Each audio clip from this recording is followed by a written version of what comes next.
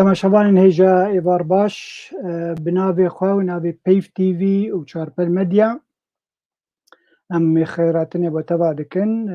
Ez hêvîdar im îşev em xelekek xweş darxin. Mêvankê me yê ezîz heye, siyasetmedarekî me yê navdar e, ji Kurdê me yê Rojavayê, îro ew ê bibe mêvanê me. Em ê bi spêkê hinekî kurtejiyana wî ji we re bêjin. Mamoste Ibrahîm, tu bi xêr hatî? Serçava êvara tev de bixêr bin. Sağ ol. Em ê te bidin nasîn bi xelkê me yê gul me temaşe dikin destpêkê û paş re jî em ê herin mijarê xwe. Mamoste Ibrahîm Xelîl Biro ji xelkê me yê Rojavayê Kurdistanê yê sala 1956 li bajarê Amûdê ji dayîk bûye. Her wekî dîtî pişûkaniya xwe dest bi siyasetê kiriye di sala 1982 tevlî Partiya Çepê Kurdî Sûrî bû û di sala 2000 bû endamê Komîta Navendî an jî Lejnê Merkezî wek bi erebî jê dibêjin ya Partiya Yekîtiya Kurdî Sûriye. Di navbera salên 2013 û 2018 bû sekreterê giştî yê Partiya Yekîtiya Kurdî Sûriye û ji sala 2015 heta 2017 bû serokê NKSê an jî Encumena Niştimanî Kurdî li Sûriye. Ji sala 2018 ta niha ta îro ro em bêjin endamê pêwendiyên derveyên NKSê ye û her wiha endamên Komîta Danûstandina ya Sûriyeyê li Cinêfê. Hêjayê gotinê ye ku li ser dema rejîmê hatibû binçavkirin û zîndankirin û mixabin di vê dema de wî de jî ji alî PYD ve hate tarawgehkirin ji welatê xwe ji Qamişlo. Îro ro li Hewlêrê dimîne. Ez bawerim ev zanyariyê me derbarî te bûn Mamoste Ibrahîm, eger tiştekî zêde hebe tu bînî ziman zêdî va tiştê ku me got tu karî ji temaşevanê me bêje. Zor spas kaka Bakî êvara te û mêvanê te tev de bixêr be û tiştê te got bes e watên naskirin aniha em nûnerê Encumena Niştimanî Kurdî di nav destaya danûstandina Sûrî ya gul Cinêfê rûdinê ez ana wî karî her bijî em bi navê xwe û navê te em dîsa temaşevanên hêja hemiya silava li wa dikin û em ji wa bêjin û bixêr hatin. Bêguman em ê komentarên we an jî pirsên we em ê bînin berbiçav û em ê pirsa dîrekt ji Mamoste Ibrahîm bikin. Wek wana em dibînin kek Dilşad Şêxo silav û rêz ji bo te jî û Mihemed Xêr Cembelî êvara te jî bixêr. Ferhad Rêî hevalê hêja êvara te jî baş. Her wekî bavê Ebu Ubeyda û bavê Idrîs hûn tev bixêr û xweşî hatin. Em hêvîdar in ku hûn xelekê par vekin, çendî hûn par vekin wê gelekî baş bû. Ez ê jiyana xelekê ji Mamoste Ibrahîm jê bişim bo hevalê xwe par vekin. Lê berêberî ku em dest bi pirseyê xwe bikin Mamoste Ibrahîm, kurte vîdyok cem me heye. Em hêvîdar in hevalê me Mehdî an jî xwişka me Newroz di hundirê kontrolê de ji me bînin ser ekranê.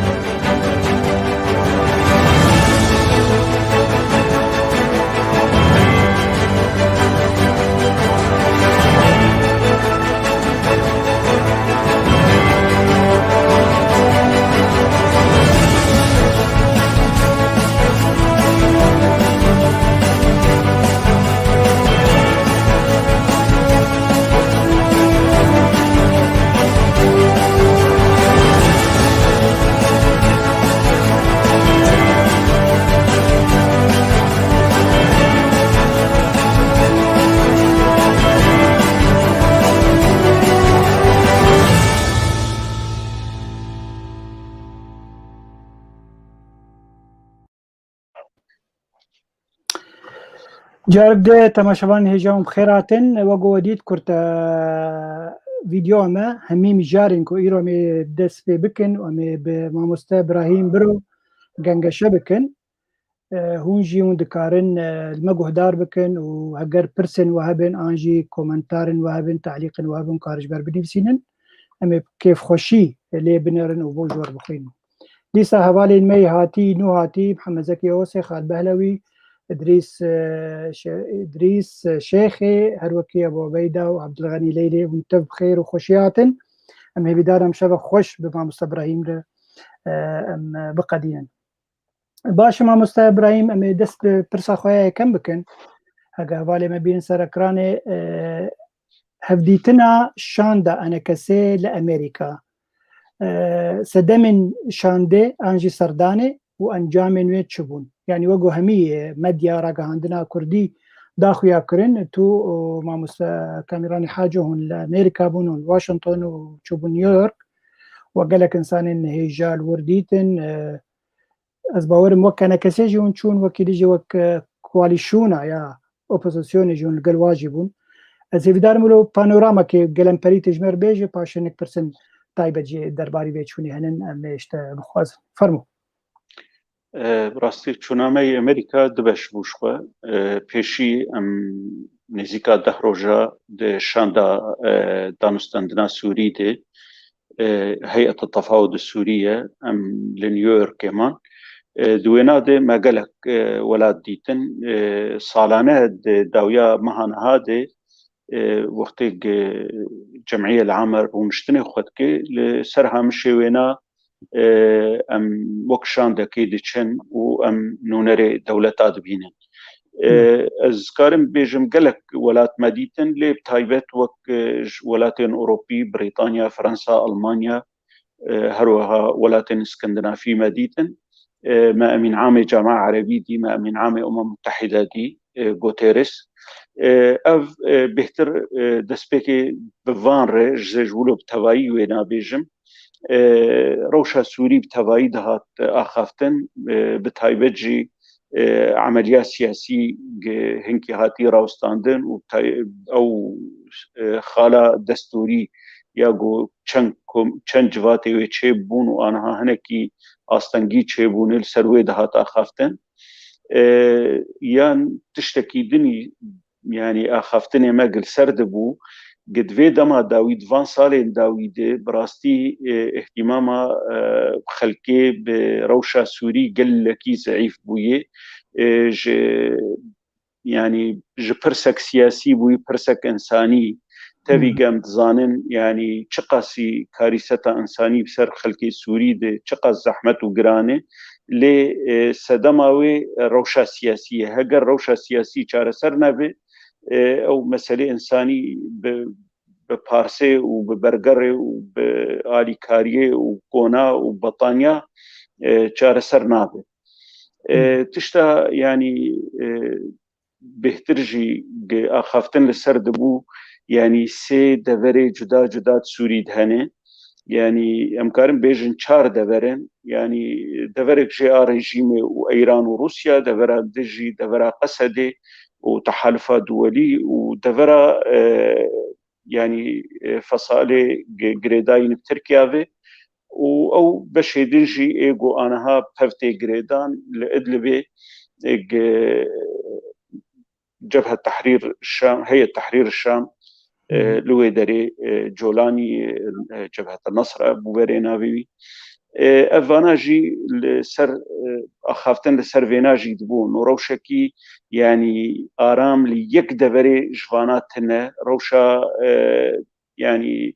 ابوري الحمد فرا زحمته خلقك جدورك يدرا فدورك دن زحمتي دبينه مجبور دبه درتكبه درويسينورا بتواي ابون حر ونشتنك جواناجي بشك مسألة كردي يعني وك ام 4 كز دچون يان 3 كز دچون هر از ناف يعني جواتي دبون روشا كردي يعني بكرتاي جبرج يعني دما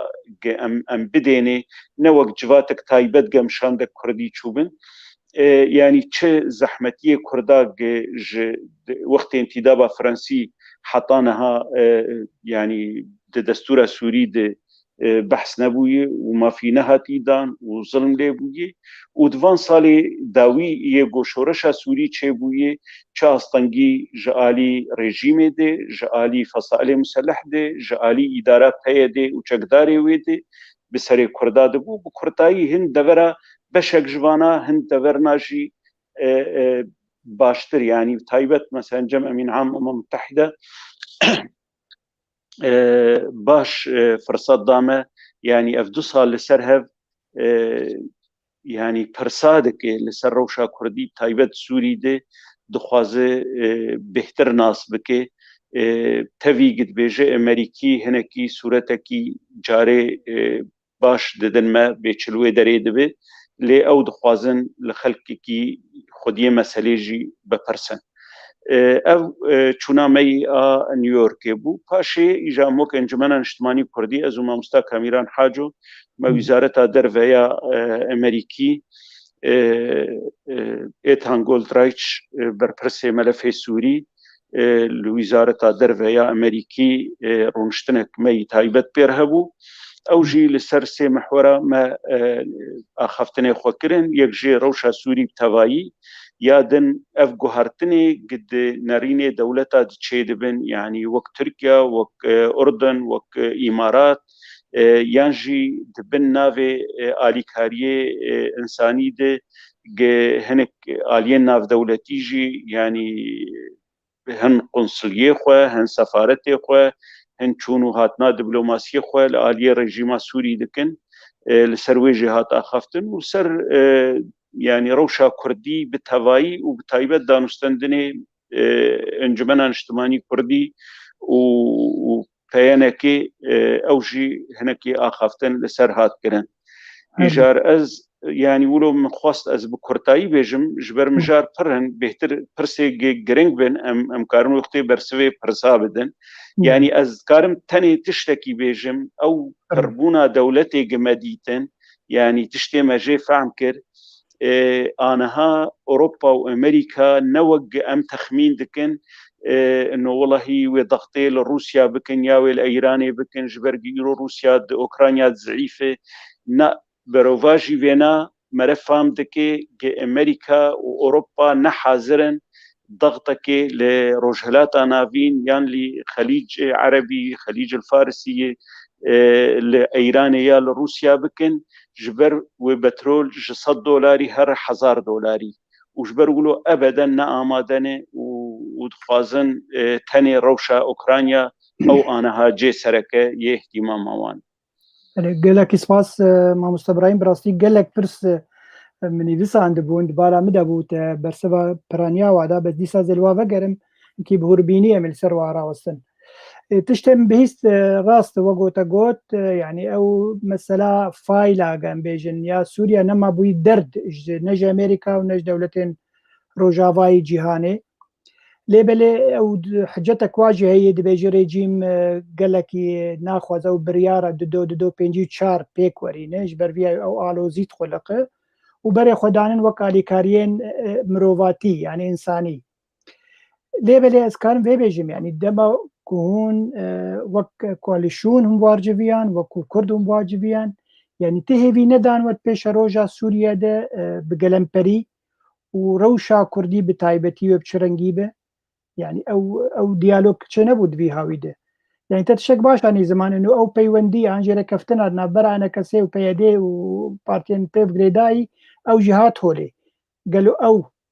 çi ji we dixwazin Amerîkan çi ji we dixwazin û çi ji we dixwazin dikarî vê hinkî şerove bike ji kerema xwe re براستي جبو روشا سوري توايي يعني بشك جي ما بزلالي ما أمريكا رقوت ما جو زعيف بونا هالوسطى أمريكي هشتي قروشا سوري بقي في أستهاني يعني رژیم خو ناد برتشتکی و نرینا امریکی د وقتکی د گوت ام قبول ناکن کسک دانستندنه وی رژیم ربکه یان جی پیوندیا پردین یان او بکه ایرو نرینا امریکی بویه د بیجه نبدله می ولات دنیای د بیجن مج اردن و امارات و ترکیه ارگوتیه هاش خو هبن دانوستندنه وی رژیمی ر خلکی خو کشتنه نظام چاوا کرنه یعنی براستی هلوستا امریکی جبو گوهرتنه کی مزند سوری ده هاتی گوهرتن یعنی امریکا نه د يعني ند بالا ويدي جوهرتنا كي مزن سوريا بكي او جي مخابنيه جي يعني 12 ساله ملتي سوري هفقاس ضريبه داي يرو وقتي امريكا هلوستا ضعيف بيغمان اوروبا بي امريكا نكار تشتكي بكي هلوس ضعيف تردبه جبو الين كردي دانستندنا كردي اوي يعني وان قوت سفير مينو صالك الورد مينه واوي يعني تشتمي سركه دانستندني كردي بن تبيق زحمتيه وهنه تبيق او صالين بسبو جبلي نارينا سياسي او جي تشتك جي بيك نهات دورد يعني باش اخافتن هات كرن وما بزلالي جي قوت ما قو هجر يعني ضغطك جدينا به ودستي بهكاكيج مسألة درنك هبه يعني افرو شاهان ام تشقاسي دانستندني جي بكن شخوا يعني هنا كي نافي دانستندني كردي ليد به يعني اف اليام دانستندني بواردكن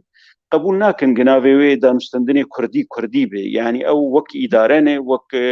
روجهلاتي فراتن وك روج باكر روج هلاتي سوريا يعني پر نافال خدكن يعني نا وك نافكي الي كردي الخدكن تبيولوجي يعني او زحمتيه سركجي جهنه بتايبت جيج بو مسألة خواندنه وجبو رفاندنا زاروكا يعني هناكي بالكيش بو امريكي جي وجالي كي دجي يعني متحدة او سازيه بيف جريداينه قلكي في جاري بالا خوددان فانتشتاق كاربن راوستين ما مستبراهيم يعني او چندي امريكان جدي بون بمسألة انا كسي وبيدي وبارتيان بيف جريداي بجينيف يعني او جدي بون جمع امريكا هون دبينن وما بس والله كاك عبد الباقي يعني جديت لجمولاتك وك امريكا هبها أصبح دكم نهي جابو جهف قيسي دريش ببه يعني أمريكا وقت ولاتك مزن تشتكي بيجي كاربك لي برجواندية دولة أولوني يعني إيرو تدنر أمريكا شعب خوش قلق تشتادقري يعني أنا بين سر مجارندن يعني او مسألة تشتين فيساندي وما في مروفا ومسألة ديمقراطية او لآليكي مصلحة دولتها وقت بخوازن بحزب الله يا بجولاني يا بتكاكير تفي قلسر الاستيواني ترورين دانستندنيت كن بله بيقومان يعني او برجواندين دولة مزن هرتم يعني دسبيك جواري يعني او يدبين او يهري بيشين ما مستوى يعني قلتنا الشارعية هي يقولوا هي كمزن سر أنا كسيداتين وسرشان داوي دما قدرن اجدربي ولات وبا دولتين زل هزر رودنين أو دبي هيك ما هي دخلقة ليه بلي هناك نيفيسي نيجي دبي يعني أنا سرداني واي همي بر دشن وتين بأنجامن قالوا تيتشي بيجي تيتشي برسبي بدباكسا براستي شخوا يعني حقي خلقي هي برس بكن لمشكلات شي يعني أنا أم لدردورة خو بنارن أف 5 سال شر لبناني دا نسكيني أف 4 سال شر العراقي نسكيني سوري جي يعني 12 سال كا يعني كيج آلية سوري بسركتية يعني ريجيما سوري مثلا تقاس خلقي خو تقيسي طائفة خو علوي كري قربانا في شري تقاس خلقي السنات سوري دي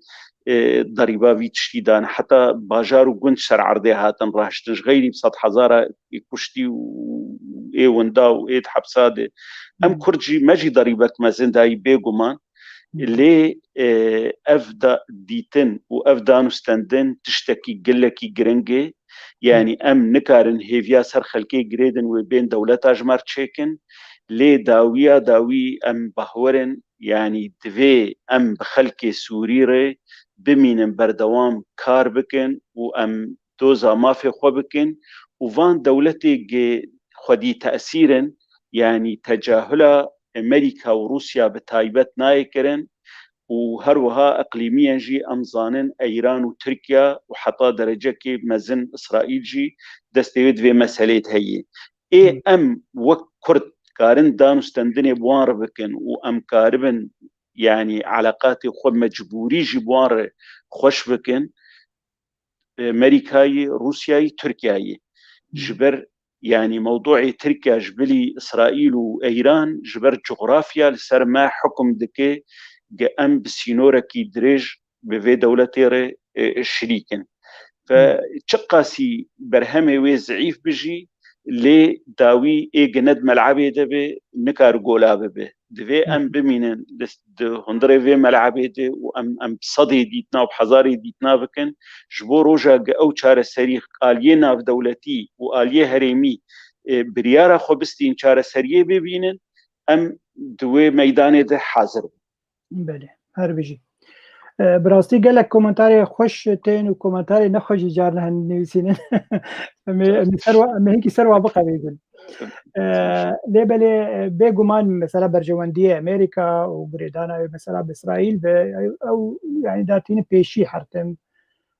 وحطاقو إسرائيل رازيج ريجيم سوري وبشار الأسد بيجومان ناي قوارتن جبر مديت يعني سروكن ولاطة هاتن قوارتن دمهكي دي 24 ساعة هذا ليبلي يا 12 سال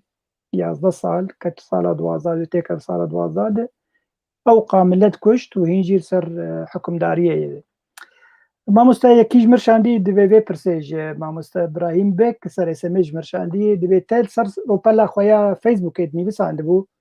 انه امريكا ودولة تنزل هيز بس انا كسي بيشوازيا انا كسي تاني دكن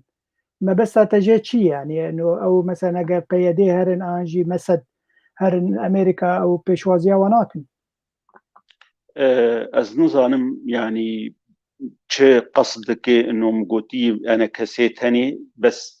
تشتي اجي بهورم وازهاج نويساندني خو همه اد بيجم ايجي ايرو د محافل دولي رسمي دي ايجو متحده اعترافي بيدكي ام وك انا كسي يعني منصاكن دهندري هيئه التفاوض السوريه اجش حفت هيئاتا بيكتي امش غيري جا ام دي ائتلافي دني انا از بخونه دي ائتلافي دمه از نونري انجمنا اجتماعي كرديد هيئه التفاوض السوريه دمه از بلكي بحثا فيكر به لي علاقاتي جدا ام زانن هن ولاتن هن استقبالا واندكن هن رسمي استقبالا واندكن هن رسمي استقبالا واناكن نكارن وان الوزارات دربه ببينن او تشتكي بوان فكريداي بس رسمي وك دبش دسوري د لهفدور دنين ريجيما سوري وأوبوزيونا سوري ياقو متمثلة بهيئة التفاوض السورية مؤتمر الرياض ضد بحزار وحفداده هاتي تشكيل كرن أم بشك جوين بله يعني وقو ملت تفد بيجي يروها قرت يعني كسنو نري ملتي كرد لروجاواي كردستاني بك كرك أنا كسي يجو غريداي بأوبوزيونا سوري لديجي ريجيما بشار الأسد يعني أو معترف دوليا يعني دقل قوانا مثلا دبين ريبابريا خسر ريبابريا خسر وبريويت شيبونن ولشكريويت شيبونن قصد شيبوس 6000 چکداریویت شيبويجي لدي ساجي وقوتا كرم كر هيجي او نرينا جيهاني هاجي دولة تنزل هيز السروة نقل كي زلالة برسا كيا زيبه اشتر بخوينم كعبد غني ليلة بيجي دي بيبي قمان هالوسط أمريكي يعني الضغطية دقل جو بيمانة دقل إسرائيل جي أو جي دقل ويه جبر أرمانجا كوي هي دي ريجيم بشار الأسد بباريزن جبر فيها وي أو هالوسط ناي جوهرتن هالوسط أمريكي ناي جوهرتن وحرتمجي هالوسط أمريكي درباري فايل عنجي كريزا سوري لعوازة ونا جدية بارم تبرسبا ويدات خوازك كومنتارا كي بكسر تعليقك نا والله سباسيا كاك عبد الغني دكم او بخوا براستي يعني اف نارين امريكا و اوروبا تفدي بشتي تجربة تونس ومصر بيقومان ليفاقرك كرن انه يعني اخوان المسلمين واختيلوان ولا بوندسهلات سووری ڕەوشاوی بەسرائیل تشتێکی جودایی تاسیرەکی مەزندەکرد ئەس تەب لێ دبم کە تاسیراوی گەلێکی هەیە بل هن برسن هنن او بخواه برسي مدنن مثلا برشيبونا لسوري وكي ديجي برسن دهن مثلا كونغري انا كسي او ويبين برسكرين جمع مسترد دنگ بچکی چو از نظام شما دنگي انا نايته دنگ شاوائي الو دنگ شکرم خور زانه برگوه که خود در خودی ساتخ موبایل دان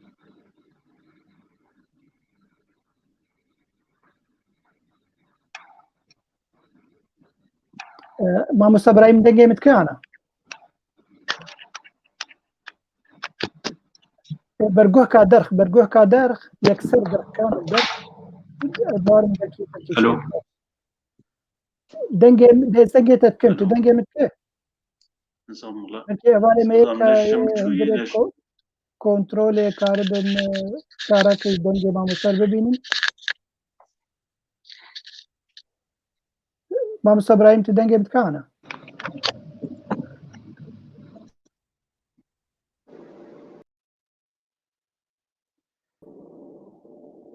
ما مستبراهيم دنگي متيتا انا بله دنگي هي دنگي ويجي هي جالي بس او دنگي منعكس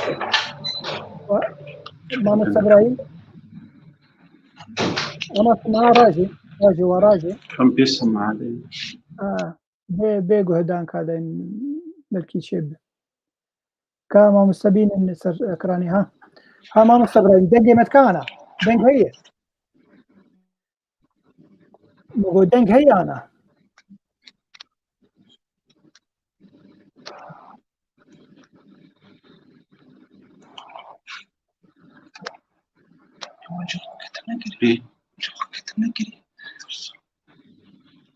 هقت دنگي متكي كك ابراهيم ما مستبراهيم دنگي ما هي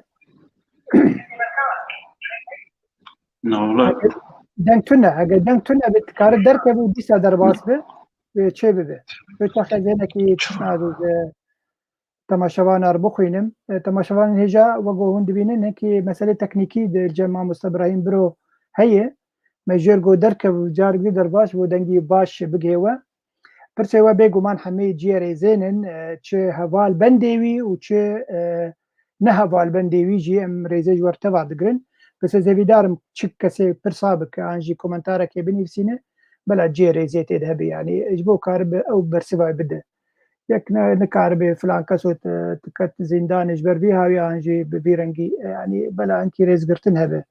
دمام هوال كي ديج طرف ديجتين انجا هوال بي ديجتين او جي رزقرتن ام جير دقن دقل قو نرينا وينوك نرينا نمنا يعملوا نياوك مع مستوى ابراهيم برو يجي زي بدارم مع مستوى ابراهيم برو زوز ورم جبر شش خالي مي جرينج هنن امي برسا قلت تشتاجي بكن امي برسا عفريني جي بكن باز ورم درباتو تمام شيبوها قلتي مع مستوى خلق بديا تكر وقوتوها قنية امي هل نه سرجيتكم از ليبوريني تخوازم والله نسام چماولو بو از بله نا جارنا تشيد بقى وقد قالك جارنا تشيد بيجبر مثلا انترنتي مثلا كهربائي ديرنجي قالك هوال سلاف وريزي خدشينين امجي سلاف وريزي خد نابي خود نابي ما مست ابراهيم برو ام سلاف الوتكن برسا كليفر هات بخورت كي هوال كي نابي عندبو سؤالك او الضيف دي ساتشو هوالي ما زي بدار دوباره نبغى مسألة إجبر ناخذ وجه عاجز بكن متخوز إنهم بمربن حتى داوية خلكي إز باورم مي قالك برسن جرينج جي ميواني خو بكن ومي هنجارا جي مي باجونن داكو باش زانياريا وقول بيجن جي بقرن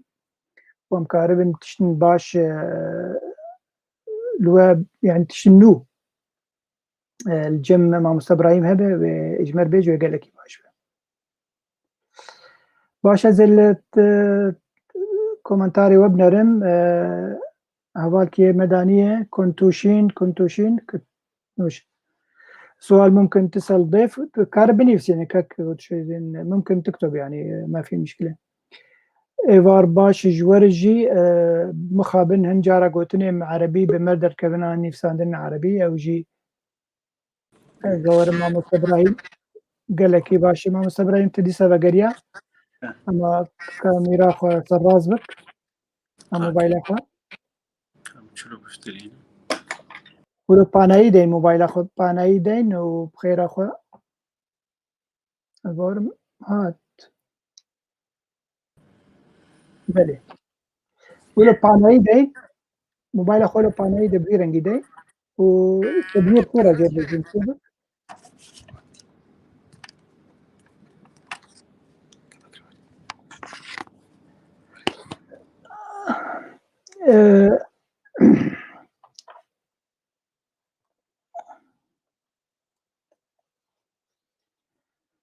ام کارم پرسا داوی دوی محوری پیشی ام جی بکن و باش رم هرن وقو ما قوت خالد متشنن لسر عفريني مي برساوي بكن تشيت قوم العفريني قرك ما مستبر سفاوي بدي وكي دي جهة الوسطى تفقرا كردي جيبو يرين قويرو تشيد بن كردستان رو جهلات وقت تفقرا سياسي كاو تشه الوسطى واي قرك ويجي بي زمان كونغري يعني كسي چما درنكت امي ويجي باش سر راوستن حوالكي نيفيس عنده بقوتو چما كونغر باشكت او قاسي درنكت هر وكي ديجي برسك هي درباري كوشبريا كوزيدة بيرو لريبابريا خسر انجي لهريم كردستان روجاواي كردستاني قالك خلق دربنج ولات يعني زيدا بويد بيدا ما داوي چما سدم چنن قالك مثلا كابوريجي قالك دي جوار بويه خلق كسنجو دربنج ولات بن آف دبن أزهي بدار ما باش قالك باش سورة عفوكم الله أنا سورة تعفو كرية مسألة تكنيكي حرتم بدا بيدا دبن باش ما مسامي برسا داويد في محوري دبكن وقو مقوت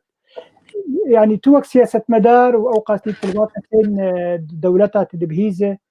بيشروجا سوري بقلمبري بيشروجا كرداب طيبتي يعني كان بدين برشعبي خو 5 سال 10 سال ده يعني تبي رامي غير بيترشون يقو مسؤول بربرسي ملف سوريا أصلي نرويجية ويرجع التلفزيون النرويجي قد جو بكي ماسي 10 سال جمر دوين كان كارب بيجن شارع سركرينك سياسي لسوري شبه توك سياسة مدار توقع تشوفينه نرينا تشيد في مسألة براستي يعني دفي درباري هان دفي جاري ما ببيدر سونر لبر أمين عام متحدة ما أخافتن نقلكي ذكري ماجير قوتن بحاضربونا قوتيرس ماجير قوتا دج كاري خوي سياسي برداي تفكيري بربرسي كاري إنساني يعني هجر نونري يعني نتويك بوي نكارب تشتكي چاره سر بكي جرك يعني هنكي هشكره بكي بچا استنجي هنه لي بداويجي يعني تشتا مرفع عندك انه براستي قضيه سوري چاره سرياوي افحشت مهتنه شر اوكرانيا تشيبويه انا ها يعني قضيه سوري شو يعني هات باشخصتن حتى ويتشد استواندن دنابرا روسيا وولاتين روج آفا وأمريكا تشي ببي هجر كاربن دستواندني بروسيا بكن وروسيا بشكينن دوي دفريدي اوي تشتي ديجي لسر آفا ببي ليق روسيا بردوان بكي وتهديدي بكي او بكي ما ترسي هي او لسر حسابي قالك دفري دبي ويك جيجي سر حسابي ملتي سوري به ايجار والله ام نكارم بيجن مبرينها قول لبنان چقاس دريش كيري وعراق چقاس دريش كيري يعني سوري جي ولا تكشفان ولا تايي لي اف روشا سوري بي توافقك دولي بي روسيا وامريكا قاربا لهفهاتنا كي بكن ودناف دي تركيا وايران واسرائيل تجاري افشار يعني افروشا سوري ولو براحتي دناف خلكي سوري دي شار سرنابه وروشا كرداجي يعني اسبازم فيجي بيجن يعني نانا تاني امدلي خواه بدو خوش بكن پڕێ خەلکێ مەد بێژن مانە ما ئەف سووری گشت خرابن ئەم زانن خەلفیاوێ خەلکی ئەم بوار کار دەکەن یا بەعسینێ یا شۆعینێ یا ناسرینی یا ئەخوان المسلمینە یا قەومی سوورینێ مانە هەم گشت ئانا خەلکێ گۆهدار دکەم گشت تاریخا سیاسەتا سووری ناف سووریا زانن گژی نەریناوانژ قەدیا کوردی نەوەگە ئەم دخوازن لێ یعنی کەسێک نایە و کەسێکی توعد نەدایە و بتایبەت ئەمریکا ڕۆژێکێ نەگوتی ئەزێ چارەسەریکیش قەدیا کوردیر ببینم ئانا ڕووس هەنێکی دگوتنێ خۆدە زەلالترن چقەی سکێلەکە ڕێژیم سەکنن ئەو سەکنن ڕووس گوتنێکی واضح دەبێژن سووریا پێشەڕۆژێ دێ دەوێ مافێ کووردا و پاراستنا عەلەویە و مەسیحیا تێدێ پاراستی منە دەبێ مافێ کووردا و پاراستنا عەلەویە و مەسیحیا يعني حماية علوية ومسيحية يعني تبي روسيا برينها أو رشبلكا دستورك باجي بيشكيشكر أنا خلينا خدي أو بلكي عربي سنة ترسي جبر واد بينا همي برادري مسلمان وكسن راديكال جبر بيهاوي أو بخد ترسا روسا حرتمج مسلمانتي هي بقلم بري جبر بيهاوي جي أمريكا يرورو در فداية طالبان لأفغانستان يقول هم بري روسيا بسكن ويعني ريجيما إيراني جي باراسي جبر ريجيما كولداره ما مستتشتك كد بالا مدي إيرو مخوند جو غير بيترشون إيرو سوريا بوزير جدربة سوريا رونشت تشتكي بالكيش جو سي نقطة هنن أزي بور مناقشة بكم غير بيترشون قوت ريجيما سوري يك جي دابشكرنا سوري تقسيم سوريا هاد دوا مسألة انهيار الاقتصاد يعني هرفاندنا آبوري آسيا شر دلدجي تروري يعني أو همي هزري كيفن هاد جوهرتن إيرو سرفا هرسي خالا راوستيا قالوا هون ونشد خوين دوي مسألة دي دابشكرنا سوري تجاري نهات بوغوتن إيرو غير بيترشون به مناقشه دکه بريجيما سوري ره تشير بيج درباري بي او وقت بحثا تقسيم سوري دكين يعني انا اف واقعي هي يعني وقت برينا هاما قوس سين يان شارن تبيق او السياقه بين ويمجاري يعني واب هفته جريدان اف روشهان قدريج ببي يعني تشتك قلكي دريج بجارنا دبو واقعي وش خواجة آلية انهيار اقتصادي ده يعني حمد دغر وبتايبت دغر ريجيمي قلكي زحمة يديه إجا أف وك كاغتي ضغطين السر ريجيمي يعني فانتشتاتين بالا ريجيما سوري انه خنبين جهون سركفتين ريجيم تعامله دكي دانستندنه دكي ب يونر بنتوي بويره انه از نرجيما 2014 و 15 ايرو از قرترم ايرو معارضه ضعيف بويه ايرو او بويه ايجار اف جارا بيشي جبيدرسون كاغتي ضغطي لبروان ديتينه انه هجرهم جارا سريا سياسي لكن يعني حالك ودو سي هي جهونتي دي يعني تشتي هي بخسرن إيجار از باور دكم بلكي تجارة بفيزالالية قاوي ولو ناوي تبو يعني باشا في برسيجي بكم جبر قالكي قرنقة مثلا يعني يرونو نري روسيا جي لشامي بو او دبيجي جيرو بيفي مثلا لجنة دستوري كوميتا ياغو دستوري ديفيسيني دبي نما تجاري نل جنيفة ونل سويسرا بفيج بر سويسرا دولتك بيلانا يعني خل نيزيكي ناتو قرتي ديجي روسيا تخوازن يعني ولاتك ديتر وكي ديجي شرط مرجي روسيا هنن درباري چارە سەرکردنا کێشا سووری بگەلەمپەری ئەو دەبێژێ ڕێژیمی هەر بمینە وە گۆتەژی کەرەم کرد و مافێ پێکهاتیەن سووری ئەبێ کێم پێکهاتی وە گۆت بێژن کورد بن مەسیحی بن ئانجی عەلەوی بن ئانجی حتا درزی بن دەبێ ئەو مافێوە پێ مسەوگەرکردن و مەسەلا تەرۆریزەتەن ئەو دەبێژن دەبێ یەکی تەرۆرژی نەمینە و هەمی کەسن چەکدار چەکی خۆی تەسلیمی ڕێژیمێ بکەن یعنی ئەو دخوازن ڕێژیم بمینە بڤیر ڕەنگێکیش ڕەنگە ديمك ده سيناريو يعني سيناريو كروسي هي سيناريو كجنبيجن أمريكيان دولة روجافاي جهاني هي بيشروجة وكيجا سيناريو لغور كراسيا بقارميجن لغور هنكوفة سوريا. أنا يعني السيناريو الروسي واضحة. بله. روسيا دبيجد في دسلاتا في رژیم یانجی حکومت سوری وگر السرحمه پرچه آخا سوری و وگر دولتك مشكلة خود ناف خود حل بكي نزلال أو نرينا أمريكية از بخوا نظام أنا ها دبهوريا مدي يعني حتى أوروبي في برسيد كان حتى ترك في برسيد كان أمريكا چد خوازه أمريكا سوري دي چد خوازه چه بكي أمريكا دبيجي از هاتمش بو از شر تروري بكم وابرا كرم بكي أمريكا بشتي 5 روجا هيئة تحرير الشام رتلي ويني عسكرة وآلياتي وي بده كيلومترات دقرن ودرن ودرباس دبن مندي أمريكا شر إيرو دبيجي أم قلقن أو تشتي قدبه يعني هلوستا أمريكي براستيجي بشتي إدارة نهاتية يعني دما إدارة ترامب دجي نقلكي زلال بو لهنكي دربار إيراني وميليشياتي قريداي بإيراني رتندبو أنا بشتي في إدارة بايدن هاتية بيكجاري نرينا أمريكي دربار سوري دي ويروج هلاتا نافي تفديده يعني او بالاخوا افيتنا اليه روسيا والصين دفرندن دنيا دي حتى هم بالاخوا بدينه دوست شقر الدفري نهشتنه يعني إيرو هنرن دولة خليج وتايبت سعودية يعني دركتي تحدي بأمريكا ردكي جبر موقفه خرابية أمريكي بمنطقة دي. بله ما مستوى سپاس قال لك خاله ما بيجن محور ما يبشي توابو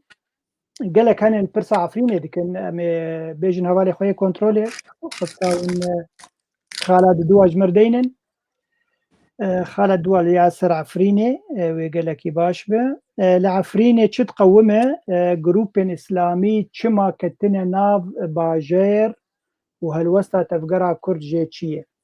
ما وصل يعني براسية مثلا في شري داويجو دركدنا برا جبهة النصرة أنجي هيئة تحرير الشام ودنا برا الهيئة الشامية شيء بيجن يعني سبب شبو قالوا سيناريو تركيا دنا براوي وريجيمه دبن ماسيده في سيناريو خلقاندن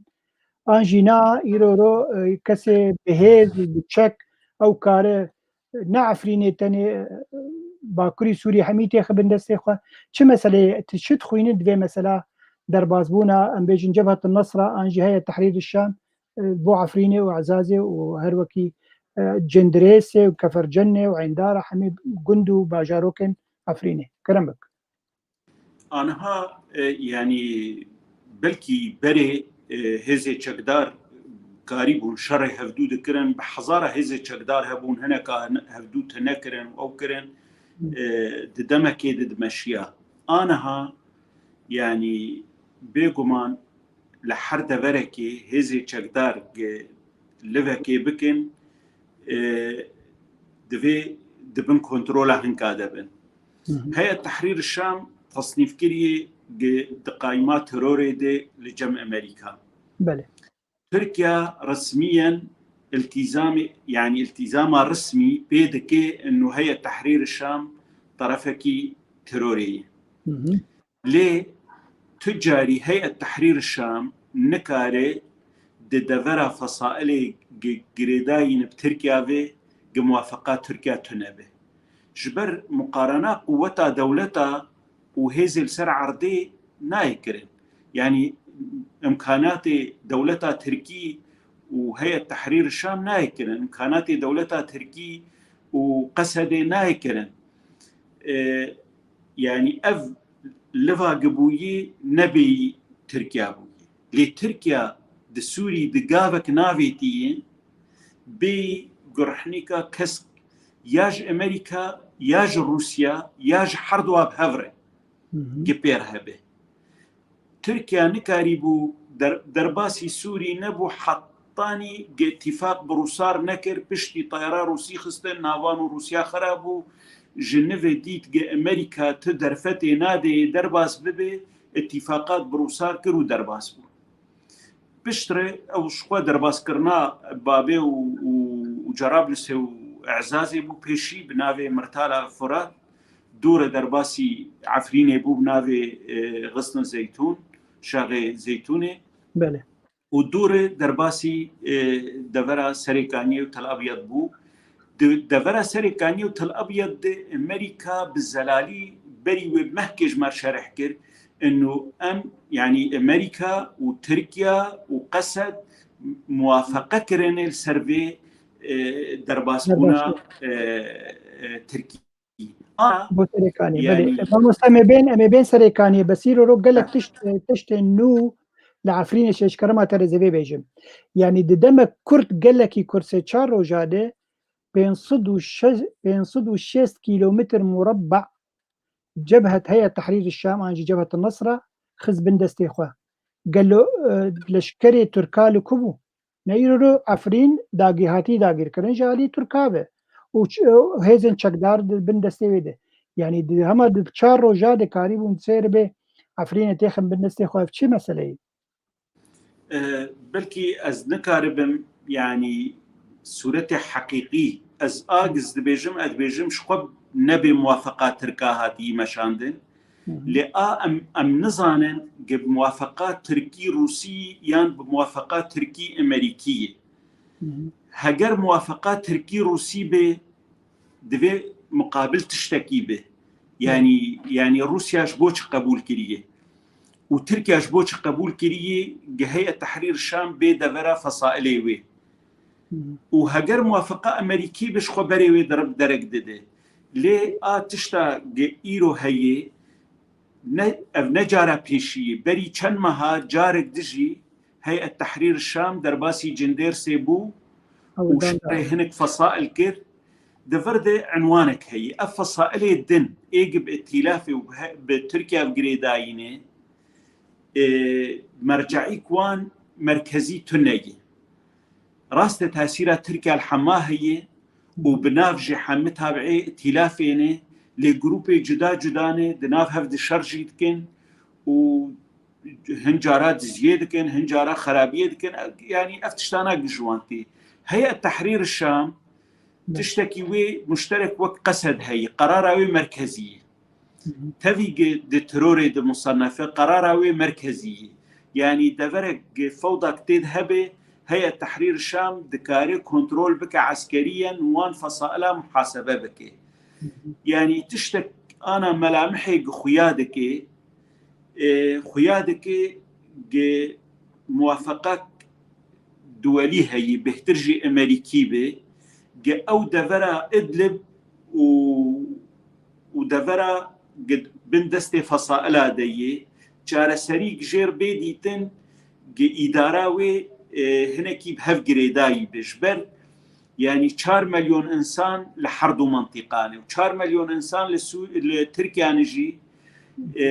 دبي 8 مليون انسان سوري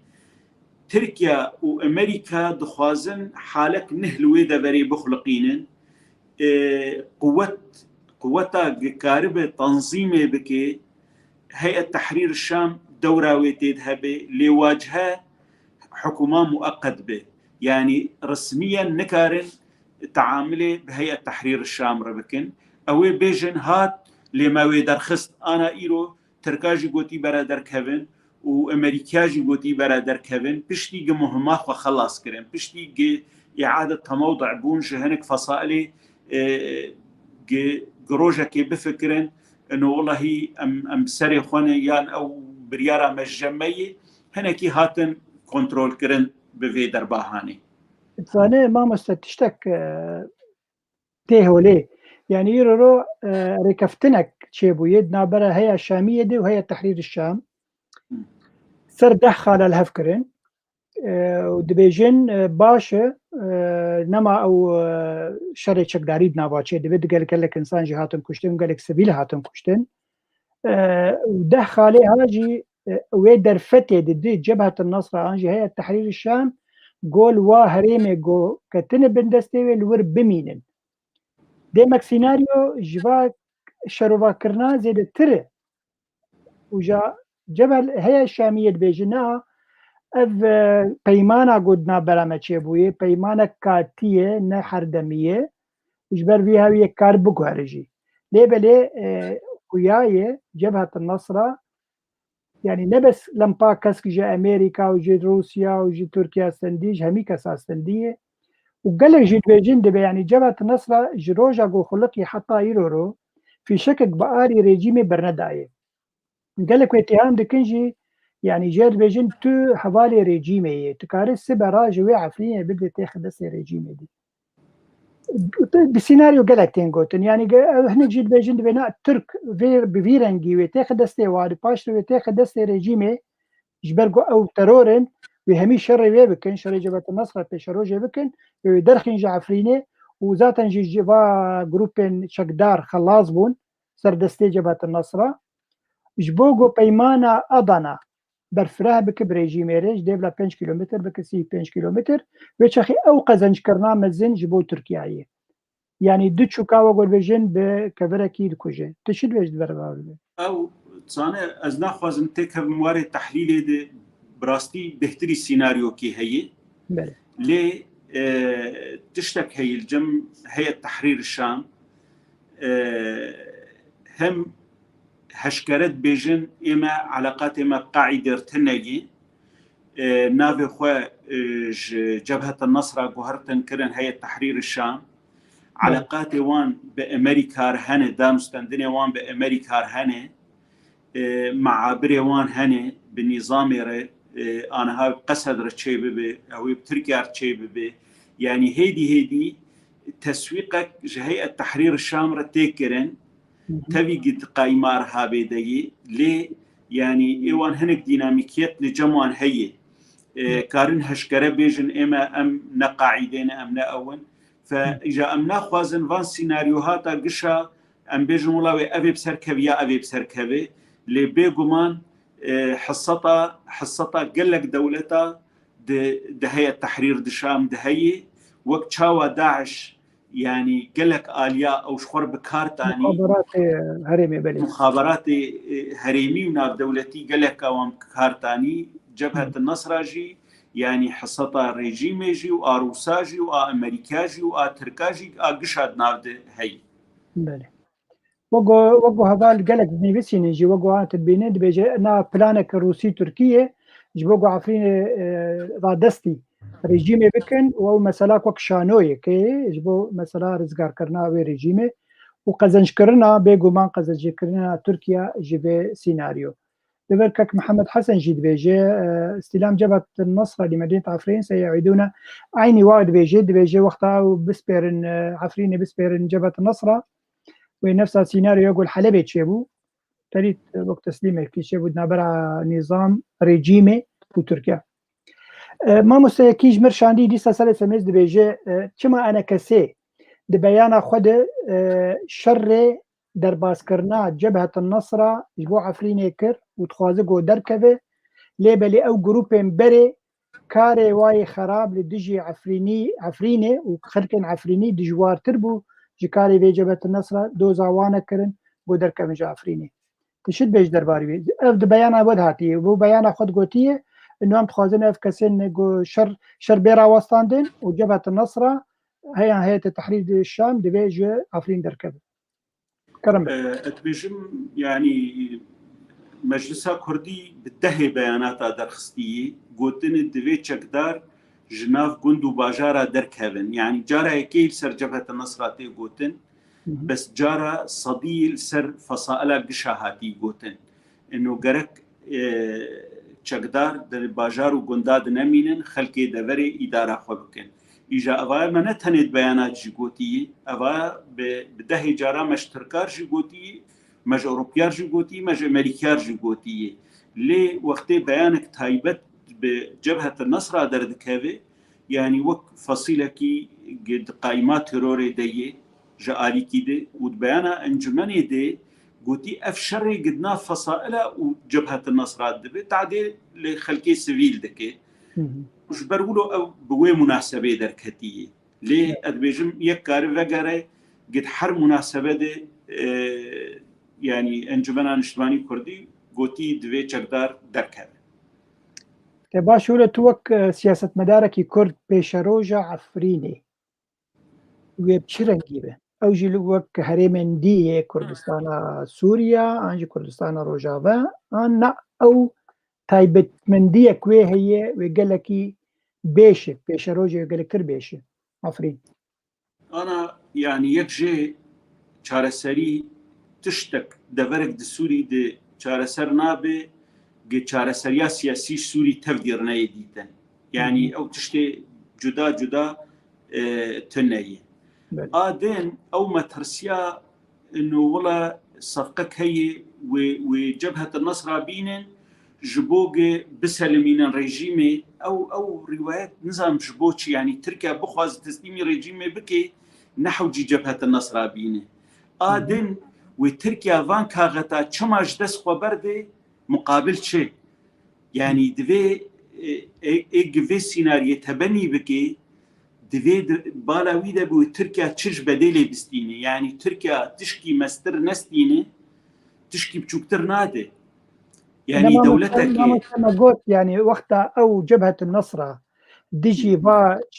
كومكن تشكدار لهندري عفريني يقول بن هيزا تركيا ده شر وابك وبشكينه تركي جوا خلاص ده وبيشر تركيا ويل جبهه النصره بزيفره وك كومك ترور وحمي دوله ديجي ويدر كم كانوا يدر خنجور يعني دخوازين جوي مثلا اوبوزيسيون كسن تشكدار خلاص به ترکیه جبوی بارگ سر ملیویت خواد جوا خلاص به فجبر فيها وينكار يكسر جوار بهرن وكاتشكي خو بدن ما او تخوازن وا مثلا انكي جريد كويل كي بكن معقد بكن جالكتر جبو خوب خو هبدو بكجن يعني اف خوياي بدرشاف خوياي از دفيد الرايك مني دن هي اد بيجم ايرو يعني هين او دم نهاتي جي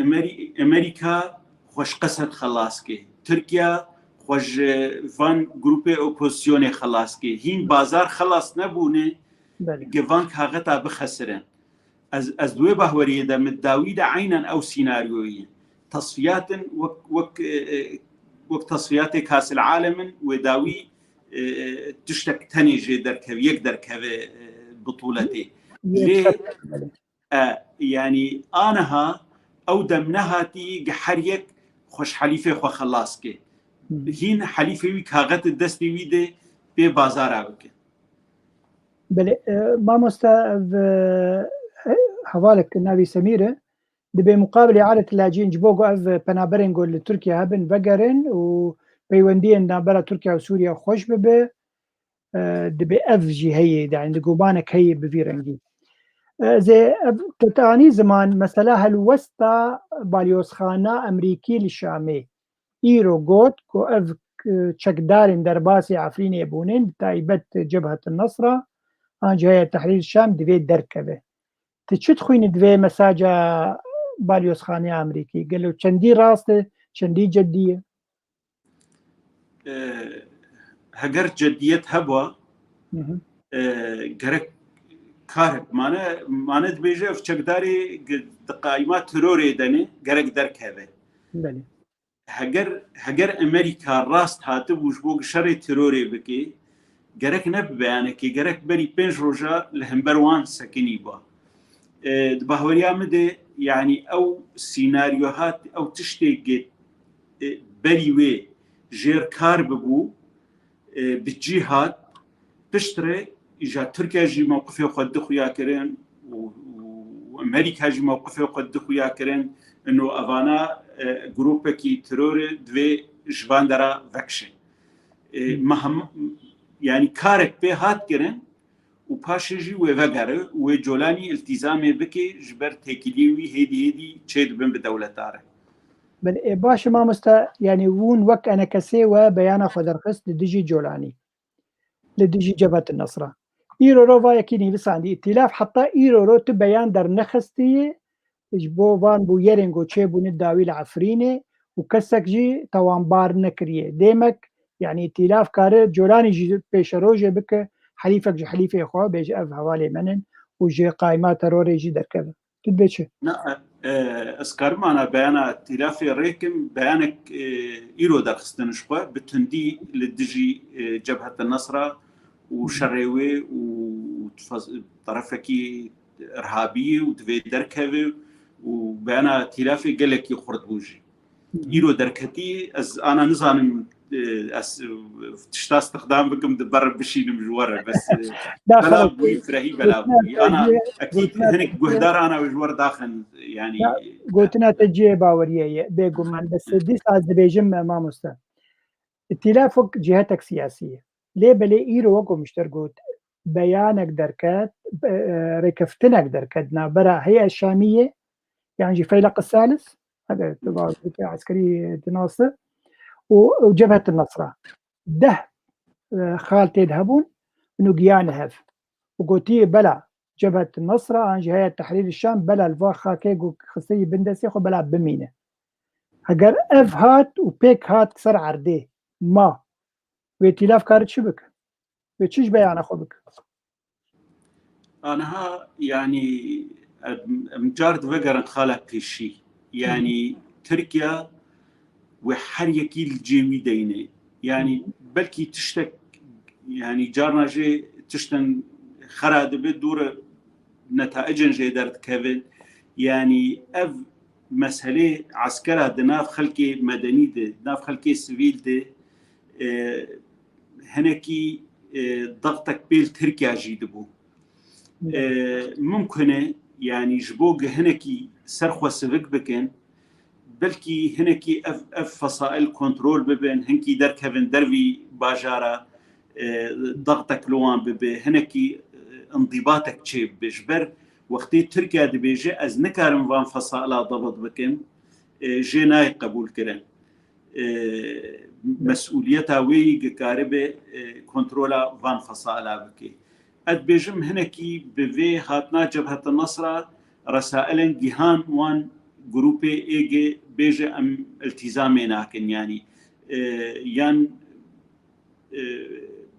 مسألة حريك وك حكومتك ويتشي بوبه اعترافي بالتلافي دكن ونب حكومة مؤقت دكن وجبر خوفي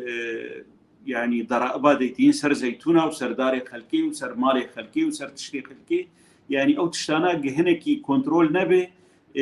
تأثيرك سياسي لتركيا تكرن بله بيقومان مساج قالك بيد هنن هوالك لبرني بيسان دي نابي ميران جوانه دبيجي تركيا وسوريا مثلا استخباراتي قالك يدقين هاف حرب ريجيم وندو ريق عفرين تسليمي ريجيمي بكي لهمبري كو شر قصد بكري لباكوري روجافاي فوراتي شو بيجي دبقو تشكي يعني تركيا في داخوازي وناشر براستي انا برس يعني تركيا فينا هشكرت بيجي لي انا تركيا في تشتي بده نظام يعني نظام كاري بسامحينش تركيا ري قل قصد خي لدفراق امريكي لين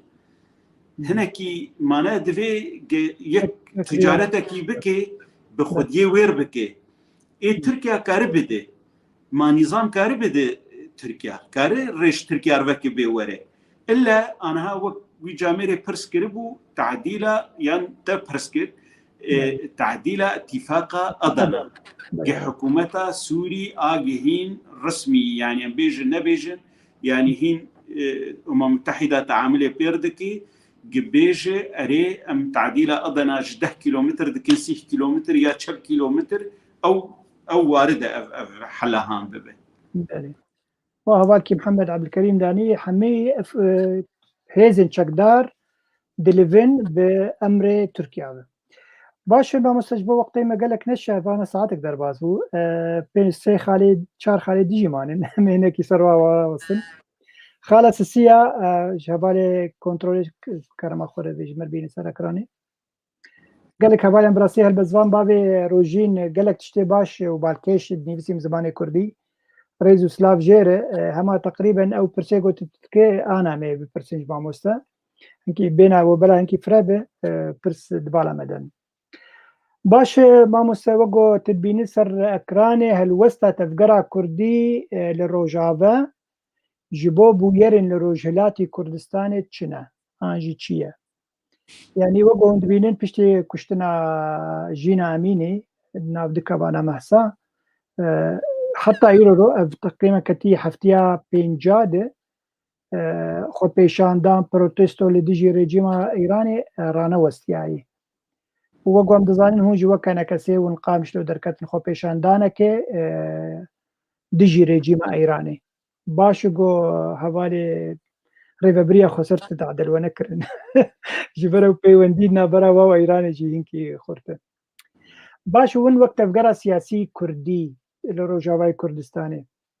hûn bi çi rengî vê keftlefta goçê dibe li Îranê dinerin û wê pêşeroja wê bi çi rengî be kerem bik والله ez wek narîna encûmenê ji xwe daxuyanîk jî derxist û em bêguman yanî kêleka milletê xwe û hemû milletê Îranê ne li dû vê bûyera han wekî serhildanekî mezin çê dibe û karek dibe û gelek qurbanî jî hatine danîn û gelekî bi mêranî jî yani hem milletê Kurdistana Rojhilat û hem jî xelkê Îranê bi netewê xwe cuda cuda lê wek pêşeroja wê em bihêvîne ji xwe gibi serkeve û rewşa hikûmeta Îranê gelekî jî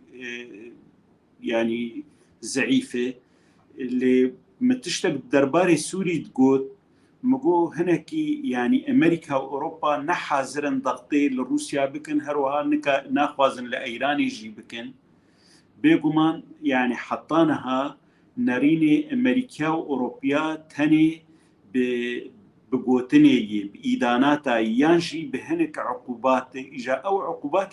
دستینن وان عقوباتا نه صدام خست و نه قذافی خست و نه ترکیا خست و نه اردوغان و نه پوتین و نه کسک بوان عقوباتا نکهتیه لی ام بیجن هیزک ناف دولتی هیگ پشگیریا ملت کردستان ایرانی بکیا ملت ایرانی بکد وی شورشاوی ده حطانها مخابن تقاف نهاتن آویتن لی ایرادا وی ملتی خورتی که حتا چقی سیکاره لبرخو بده داویجی ضغطك مزن لدولة إيرانية يعني خاصة إدارة ديمقراطي قلكي لاوازل همبر إيراني هيفيك هي جي چندرودن هالبجارتني نيف وقت يه أمريكا هنكي ميزاني بقل بينجالي جمهورياوي وهالوستك نه درباري إيراني ذهبه وأفجي تخمينكي قلكي خورتي قد حفتيا بيدي يانجي دو حفتيه بي او هالبجارتين تشيبي بي وده حردو برلمانا دي يعني تخمين هنه قد جمهوري بسر كيفن جبرت حردو اجي ديمقراطي اغلبي قلكي زعيفن يعني او قهل وسط امريكا هنكي بيقو هرتن دي درباري ايراني دي وقوتك بي جبيش ورا شاهانير ما مستبخوا جمهوري عادة أو أكشن ليبلي ديمقراطي مسالما يعني إنسان أشتيا خوازن جبر بيهاوي ليبلي ديسا هكا جمهوري بها ديمقراطي بين أمريكا برجواندية هري مزنج أمريكا أوه كو تشتي خوبيك بينين نتشتي ملتا يعني وكم دبينين لأفغانستان أشتيا قولي دبون شو تسليمي ديسا طالبان كرن إيرو أجر إيران رژیم ایران بیج ملف میه نووی اتسکنینم رادوستینم نما هیچ بحثا خو پیشاندانا دکه و نه علی کار جواره لیبلی بگمانمه حتی آنا چه امریکا به چه دولت روجاوای جهانی به هل وستک باش دستینن چه پارلمان خود چه خو پیشاندان ولاتی و چه دبن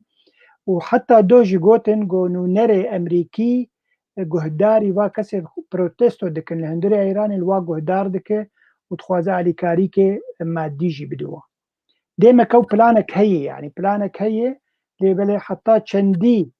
و رجيم إيراني راوست الجور بي بلاني أنجي و تنازلاتا يعني بيشكشي أمريكا بك وأوروبا داكو رجيم خو بباريزه تشد خوينا دوي مسألة ده والله از قال كي تعليق ناكم يعني وقتها كرم كر برجواندي وان دسر حمد تشتيراني راس دبقى خافتني يعني هنك برياري بقوتني دستينه لي ناخوازن ضغطكي جدي بكن جترسا شركي منطقي دي و برميلا بترولي $100 هر $1000 امريكا اوروبا نحملينه يعني قال لك ما ترسياون هي شرك لروجلاتا نافين شيء ببي وببي يعني سببك بهابونا قال لك بلند بتروليره وينا ناكن جبو برجواندي خو وينا ناكن باش ما يعني بيانا واد درباري وابو يرنقل كردستان روجلات شيء دبي هنك دبيجن مخوان لسر فيسبوكا دبي هون بس نوتشيتينن هون دبياني خدر دخن هون تشروا فكرنك سياسي نادينه هون هالوسطا خوا درباري في مسألة نادن خويا كرن يعني قالوا أجي في برصاد كونكريت شتبكم تكليه ووك هيزن أنجي تفقرا سياسي روجافاي كردستان دقل هيزن سياسي لكردستان روجلات شيبونين دبي دميده ونجواب برسل كاتش قومه ام چکارنا لیکاریه بکن و چاوا بپیش روجاوا او تکلی پیوندی هی آنا بيكوبان دامستندن هنه يعني اوجي هم زانن روشاوانجي يعني لهريما كردستاني ازنا خوازم جوار انا ها شرح بكم تشقاس ضغط لوان دبي تشقاس تهديد جهريما كردستاني ارتكرن هم زانن دهبو بيربو وفدكي حكومة عراقي وهريما كردستاني هفبش سردانا طهراني كرن طهراني تهديدكي مباشر هم وزير خارجية هم رئيس أركان انه البيشيا هريما كردستاني يا خلقا درخيني يان تشكيوان جوان بستيني برسبا عراقي جي يعني جبر وزير خارجية شو دكتور فؤاد حسين وزير داخلية هريما كردستاني جي باش بولي إماس بوما ديتني ما وبيوندي ما الفيدا بوان راني اوانات وضع كي زحمت دني وضعي بشارتني دني نوك ما سربس درنوتين نوك ما هشكراني يعني ما ترسي هي ايران لكويدري اوكي بكي هالوسطا ما لآليوان بيغومان بخورتي امريكا لك وان سكنن واوجي دزانن جي خلقي كردستان سوري بهتر ج هن پرچیدنی کردستانی لکهلک آوان دسکنن تو خپیشندانک لباجارکی اوروپیان امریکیان کندی چه دبه کردکی سوری کردکی کردستان سوری دوی داره هبه الا بجدار ببه يعني أبايا به تقدير دكين يعني. قال لك إسباس ما مستا بري من خالا خويا چارا خورتك تنازيه خودك يبلي خوازم بشتبه بيزم دين سركرانه دبيجي برسك جميباني تي هجاره إيرو رو أنا كسي أجر بهات و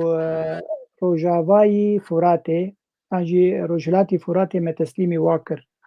كارني داراوي بكن وهو إمكانياتي واي أبوري هننكو وبباريزن أنا يعني أف سؤالك نظرية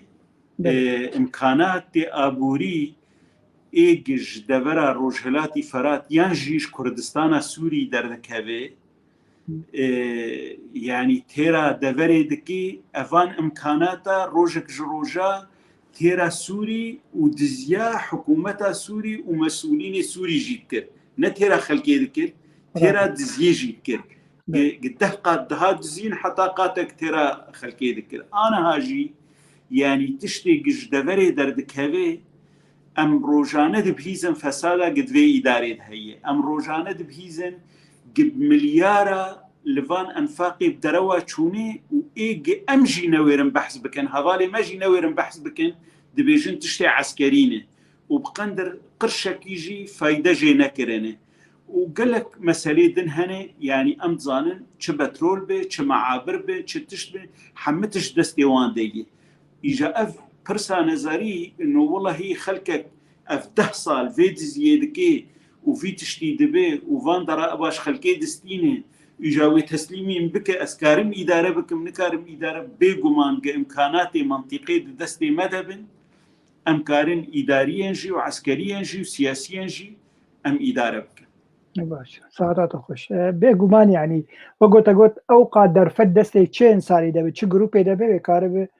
ji rew şahana pê xweştir bikin em ê werin ser rew şahana mamoste bes pirsa çara em ê herin ser kongera ya enekesê pêşî û paş re em ê herin ser rewşa hundirîn ya rêveberiya Xweser kongera enekesê çima dereng ket pirsgirêk û sedem çinin ku konger pêk nayê heta anet pêk nehatiye berî got bersivê bide îro min ez bawerim me beyana xwend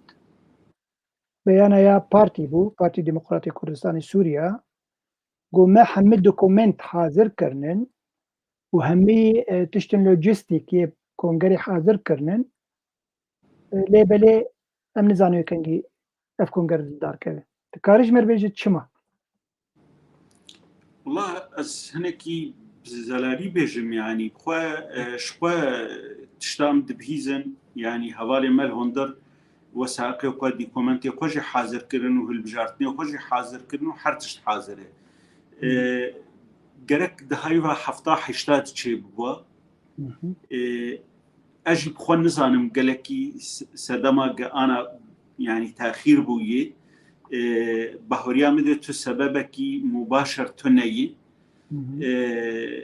yanî sozê hatine dan no gelekî nêzî û ew konger çê bibe lê birastî taxîra wê bû cê pirsê û cê hinekî cê aciziyê jî cem xelkê me miletê me û em bihêvîne hevalê me yê hundir yanî heger hin carna hinek ji wan behs dikin dibêjin belkî peyedê nehêle bere nehêle yani di 2017 jî kongera xwe çara mane me 2015 di kongera encûmenê nekiriye 2017 kongera çara ala esas çê bibû xelk girtin û nehiştin rabû civatek ji bedêlê çêbû guhertin çêbûn aniha jî yani encûmen yani çima biryara xwe nastîne gi çêkê tu deverekê de yî xelkek îdare dike tê kongera xwe çêke hiştin tê çê bike nehiştin tu civatekê çê bike û guhertinê xwe bike û biryarê xwe bistîne îjad bahoriya me de wê yani mecbûrin deverek demek gelek nêzik de wê kongerê bikin ji ber tim û berrê nekirinî nemayî mamoste dibêjin îro ro danûstendinek navbera Rêveberiya Xweser an jî Mesedê Meclî Sûriya Demokratî û rejîma Sûrî çê dibe gelo daxwaza rejîma Sûriyê ku kongerê weldar nekeve Vallahi yani ême em alîkê opozisyonên yani bêguman mewqifê rejîmê ji me tund e eşkê bes îro ne rejîm were îdare dike وياس مربع الامني هي القامش له يعني او كارنه او جي ولا عند سرداري هي مربع الامني هي بس تدخلي ناكي يعني او مربع الامني تدخلي للدرفي اخوان ناكي يعني انجمان خدي برياره خوي وكاري سبا اعلان كونغري خو بكي وكنجي نهشتن شيبه او تشتكي دنه يعني وامريكي الورن ويجي دانستندنه في منظومير دكي في ادارير دكي او برپرسه وقت چاوا جارنا يعني نجارنا هر وقتي تشتك چه دبي انتهاكات لعفرين يان سريكان يان دبرك دي چه دبي herkes jime em zanin ki berpirsiyarî gereka Tirkiya be çima ev jî ne berpirsiyariya Amerîkayê Amerîka li deverekê yê û ew yani ew tişt mefrûd ji Amerîka bê xwastin نعيبك نجنهك وأنجمنا نجتماني كردي هشكرة بيجي ما أمريكي أقدار كرنه وجابهيدا نهير برا نهيله هنجي مرد أنا زانبه باش ما أنا وج أمريكان وقت أقول هريمين شما هون هوالي هندري ولات لقامشلو جي أمريكا ناخذن أمي كونغرا خروجا إني الدارخن فلان جي متخذن مباريزن بيجومان أتبيجم وي بكن يعني أو عائدة وانه بس أتبيجم عين ويقولوا بكن يعني شخوا غلط جج أمريكار نيجوتن تفيج أمريكار بيجوتن شبو هجر خدينا كتشتكي خراب شيء ببي يعني مسؤولية أمريكا بيجو وجه مسؤولية إدارية يعني هي ترصى وجه جوان شورج قرد ناف دكا وانا ده هي قلتش كي خراب جوان شورج قرد ما نج يعني نجي هتكي مجهولة يعني أو جي بشك جي تقداري ذي إدارين وقصدين وبرينها سروكي قصدي قلتنا أفتشتانا قش بمفقري داين بشخصي مذ يعني تشتكي أمني بعسكري به ددفري دتشي به أزبر برسيار من برد باش چما حوالی بمظلوم عبد تکلیه ناده انه می کنگری خود داخل می ویدارن با اشتیانه در باز ببه و بيجوهن اصلا مر بخلقين بيجم انها او تكلي تناني يعني حطاق امريكي وسيط يعني افتش امريكيات يخواستن او جراند تورنت في مجالي بله ايرو حواله كي نيفسان بو سر فيسبوك يك الهندري قامش لوي قلتبو يعني اگر هات و کنگری انا كسيل داركا دي سوي جباتك برو نشتنك به عيني او روين عيني او هلوسته عيني او بريارن بس وحتى بيانا داويجي قودر خنيا كونغري تجي غلطين املائين جبر بزماني عربيه وهو نزيدت يعني يتتوك سياسه مدار تشي بيات دهي دبي كونغري نو يجو تشي والله از نكارم يعني از بلكي شهاده مجر مقبول ب اجا ام بهيفيني يعني جواتا مؤتمر مجلس جتشيب كونغرا مجلس جتشيب شخوا ام دقوناغك نهدند مرحلات نهدن نريني خوي سياسي به هيكليا خوي ريخستني به تشالاكي خوي سر عرضي به دربه به اوروبا به يعني كيماني وشاشتيه دماچوي ام تي درباس بونه ام چاوا تجاوز بكن افهي يمنه يجاوك في برادري غوتي ولو دركبه يعني هي مجلس كن والله يكي ناس بوجعل كلهم نابي نعبش لبرها بالك هي تنازيه دك ما مسلم تنازيه ويجي بخوين جبو ام ديمقراطي بن جهنكي كسيغو بالديمقراطيه يبان تكون ديمقراطيين دبي وقتها هو نقولوا سر بس نشما هون كونغري خود سري كاني الدار ناخن انا ها يعني مسألة انه تشتك جارنا يعني والله بشتيش دست مرد دره إجا مرد بيجي أهدوا برا فلان كصافي بكي جيروك نولوية تيشي يعني عفرينجي وسريكانيجي وتل أبيضجي نما داي فان فصالة بازار لسروان بويي وأم هنكي زعيفن موقفي خودي أم حقيقتنا بيجن أم وك أنجمنا اجتماعي كردي قرق درباري سريكانية دي وبيانك دوه بير ما درخست جرك مع حقيقتك ليزي دكر با قد طرفي التزام نكر وبو سببا بنابريا خلكي وكشنا خلكي قصد تحديدا جبر هشكرة قوتن سروكي قصد قوت قو أم تقدير دكن اتفاقا قد تركا وامريكيا كيريه أم تقدير دكن وآق روسيا وتركا كيريه أو شخوا انتصارك جمرة أفايا سروكي قصد قوتي نأزد بيجن إيجار أو شريكي دانينه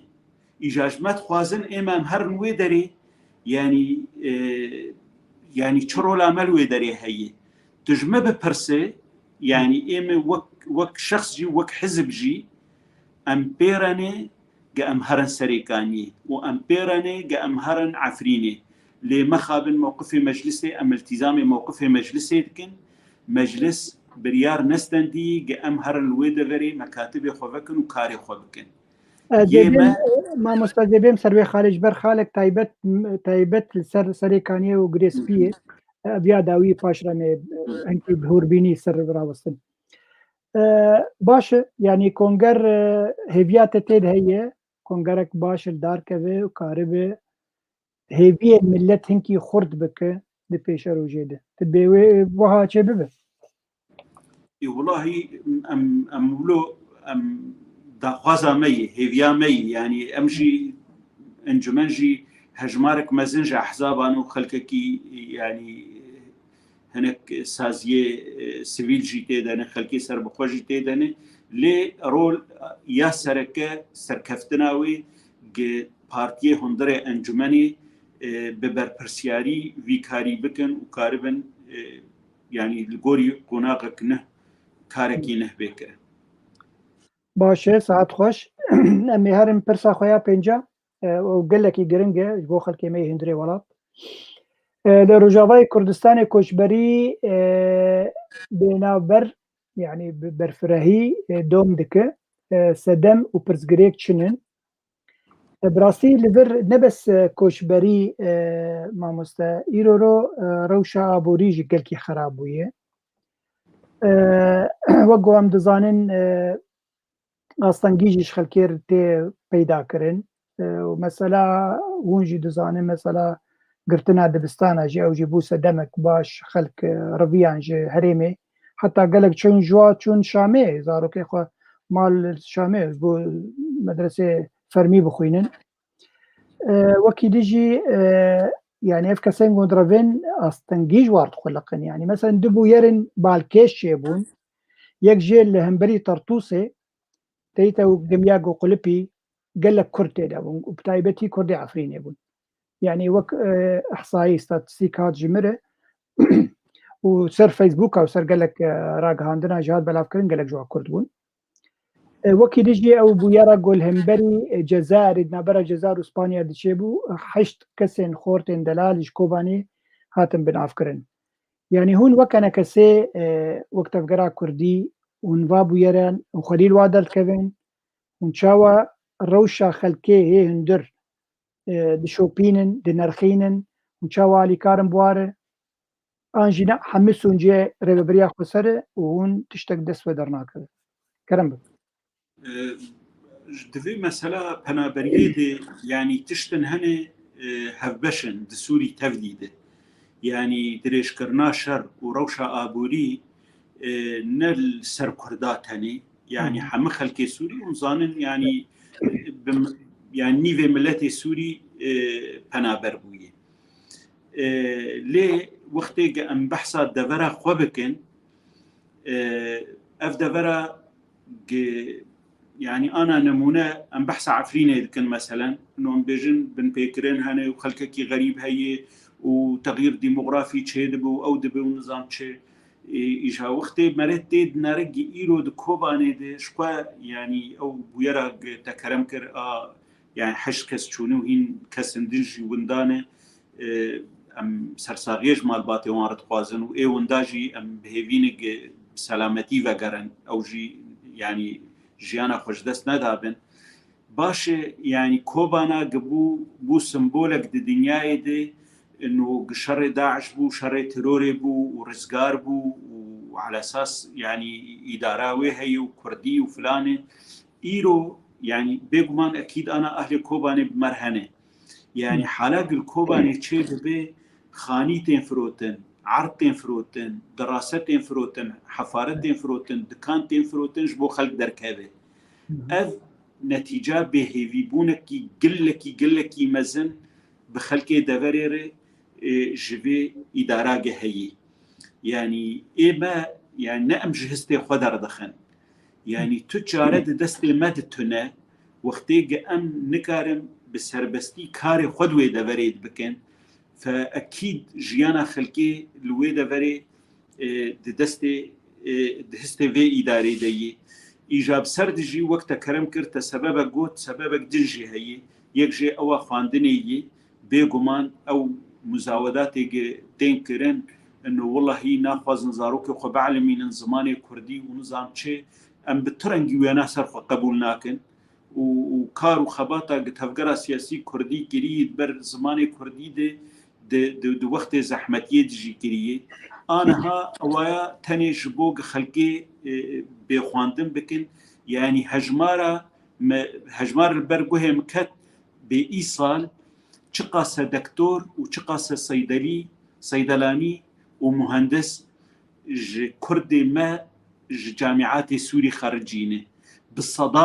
بصدا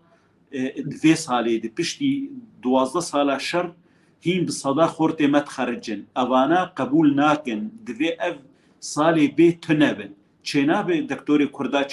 چناب مهندس کردا دوی زاروکی کردا راجن تونگی شر بکن آدن اوا شر تجنیدا اجباری و رواندنا زاروکا اف جی بوی سببکی گلکی مزن مسئله پنابریره ایجار از نظانم هگر يعني وقتی دولتی دنیای نکارن چاره سری که مسئله پنابریر ببینن اكيد اموك انجمن اجتماعی کردی زیدی باره میه يعني اباراج مرا گلکی گرانه ایمجی ام دبیجن گرک يعني اف دورا گیرو امریکی لینه بر پرسیاریا امریکایی بر پرسیاریا قوات تحالف الدولینه آرامی دوی دورید هبه انتهاکات تنبه خواندنکی معترف لی هبه مسئله زاروکا نیم برن کاری چکداریا بزوره تنبه افتشتانات تنبن از باورم وهنکی اپنابری سوک ببه بله سپاس ماموستا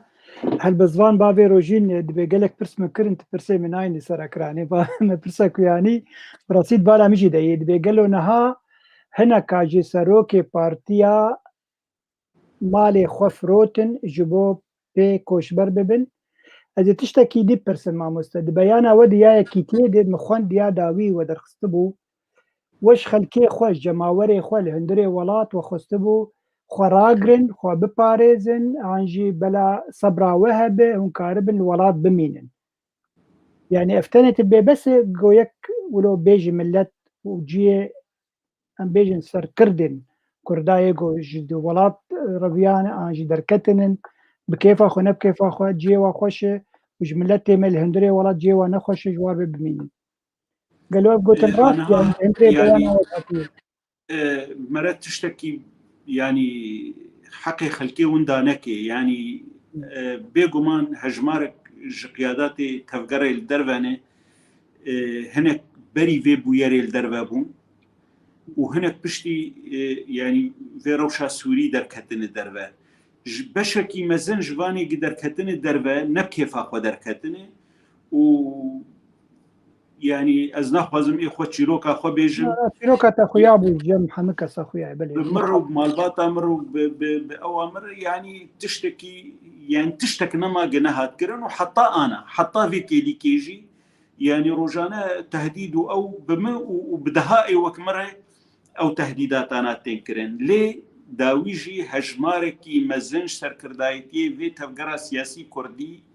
برانيا قياداتي والهندرن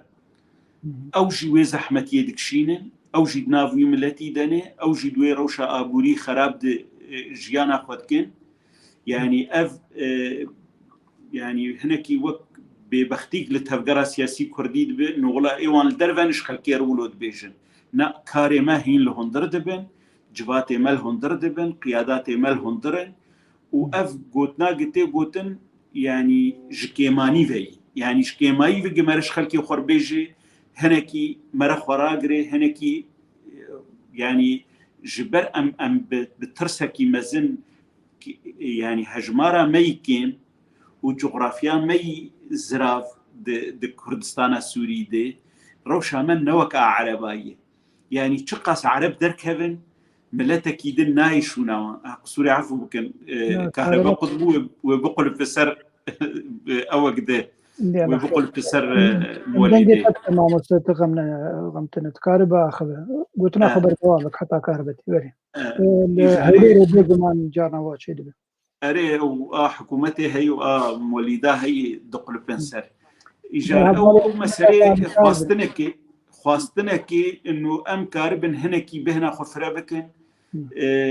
ینی بەلکی چارەسەریک ئەوەک بێدیتن ینی ئەم دەرکەون وەک ئانەها مەسیحی ینی سریان ئاشووری جامێرە مەسەن ئەوژی بێژن عردێمە و ئیشێمە و دەرێمە و تاریخ و فلان بەسکا ئیرۆ هەبوو ناوان ینی چ تەشکیل دکرد سەر عردێ ئانەها ئەمژی هێدی کورجی ولۆل ماهاتی بەێ مخابن وڵا مامۆستا ینی جێ نەخۆشیە طبعا ملەتێمە بێ دژواریە خۆلی دەبێ ئاستەنگێ دەرباز دەبێ تایبەتانە دەبێ کولێ ڕاژی گەلکی چێ بووە ینی دۆ یەک قامش لەوات مەزبر لە ئۆسلۆوی دیت گۆش بهنا ئەوە دوێ وا تۆرە وا ینی براسی هەمە ئەغلبێ وا سەرەتاناتە کەتنن نەخۆشن ڕەوشاوا نەخۆشێ بوهابوون گەلک چێ بووە زۆرداری گەلەکەی مخابن ینی وەگۆ تەژی کەرم کردبەریانە پەرێگۆ تێنج لوێ هەرێمێکی پەرترۆلە چه زیراعەتێ هەگە 10% تا ژوا سەر بکنجوی ملەتی وێ ڕەوشا ملت برەنگەکی دەبێ لێ مخابن خویای سیاست ولۆت خوازە خویای ڕەوش بگەلەمپەری ولۆیە ئەوژی وێ خستن دەستخەدە گەلک پرسانێ مامۆستا سەروا بقەوێزن جبەر دەمامەجی هێدی بەر بداویفتێ پرساداوی هێویدارم شەڤالێ مەیت کۆنترۆلێ پرساداویش مەربینی سەرەکرانێ 3 سال دەسەر داگیرکردنا سەرێکانی و گرێ سپیری دەرباز بوو ئەنجام و ڕەوشا ئیرۆ یعنی هون وەک تەرەفەک سیاسی مەزن لە کوردستانە ڕۆژاوە هون و ئەv di ڕۆژا گۆگۆ بیرئانینا 3 ساڵەیە بوو خۆ دەرکەتن خۆ پێشاندانش بۆ ڕۆژهەلاتی کوردستان ئەوژی کارکی پیرۆزێ گەلە کارەخناوە کرد بۆ بکەیمانی هەمە بکەیمانی سەلۆگانێک ئانژی شعارەکەش بۆ سەرێکانیەژی بدانا خویاکردن وەختا خۆ پێشاندان کرد لەقام شێ چکێ هێژابە تشت بێژی دەرباری وێ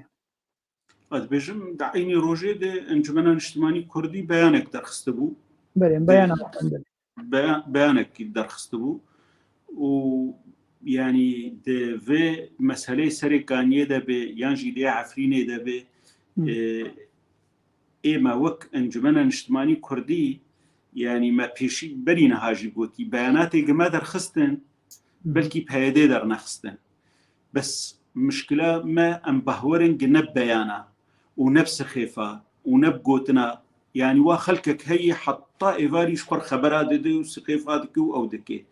ئێمە ئەم بێژن دیتنەک و هەڤهاتنەک و چارەسەری ji 10 kesar bê dîtin givegeran mala xwe bêhtir e ji 10 gotinê em xebera bidin û em nikaribin tiştekî fêdakir xelkê xwe bikin. Aniha rewşa serêkaniyê gelekî ji a Efrînê ji zehmettir e. Miletê me yê Efrînê hejmarekî mezin li ser erda xwe ma. Hejmarekî mezin li gundê xwe yê tevî zehmetiya tevî êşekî dîtin yani deş erdê xwe û deş malê xwe û deş gundê xwe bernedan. Serêkaniyê yani hejmara Kurda taybet di bajar de nemayê. Hejmarekî çima nemayê? Ew yani yek mala xwe tê keskî sivîl e mala xwe yê erê dagîrker hatiye Türk hatinin hêzên çekdar hatin til mala xwe ye nikan tecma te derxin û hejmarayekî derxin. Ew yani çilo min xelk çilo ji malê derxistin mane berî niha me got em bên ser wê xalê yani ittifaqek çêbû rêkeftinek çêbû di nav Amerîka û nav Tirka de û heşkere hat gotin û Amerîka em teblîğ kirin û me jî ji xelkê xwe bû me ser ragihandinê jî got me got Amerîka û Tirka li ser sê qunaxa li hev kiriyê seraserî sînor ji Diclê heta Furat û li ser sê qunaxa divê 30 kilometr Qesedê derkeve û Qesedê qebûl kiriye. Qesed qebûl kirî derkeve. Gava ewil hat tehqîq kirin ji di navbera Rojhilatî Serêkaniyê û Rojavayê Tel Abyad. Divê 30 kilometr Qesed derkeve. Ew şerê çêbû ji bo çi çêbû û kê çêkir û çima çêkirin û gayet jê çibû ji bo penaberbûnê bû. Ji bo xelk herin di kampa kevin, ji bo xelk bêxanî bimînin, bêmal bimînin, zarok bêxwandin bimînin, ji bo bibin destek, ji bo bibin ardû ji karê PKK re û PYD re û reh ji چەکە و شەڕ بکەن یعنی ئەف نەیەفێم کردن گە ئەس دیفاع تورکیا دەکەم یان ئەس دیفاع فەسائلا دەکەم بەلکی وانژێ عینەن ئەف تشت دەخواست بەس هەبوو ئێگەvê خدمەتێ مەجانی ژوانڕە بکێ یعنی پەیەدێ و قەسەدێ vê ئیدارێ ئەف خەلکێمە گشتکردن قوربانە ji بۆ یعنی وەک گوتنەکمەی کوردی هەیە دەبێ هەنێک دەخوازم بavê xwe بکوژن بۆ بتر باوی سوون بخۆن وەکێ bavê xwe بکوژن بۆ بتر باوی سوون بخۆێ ئەو ژی دخوازن ملەتێمە یعنی بشەوتینن و بچۆلاخینن ji بۆ بێژن va çi bi serê miletêmetî مثلا بەرگەندیە پارتیتی مخابن بێ باش کێریکی ئێمە چ خەلکێ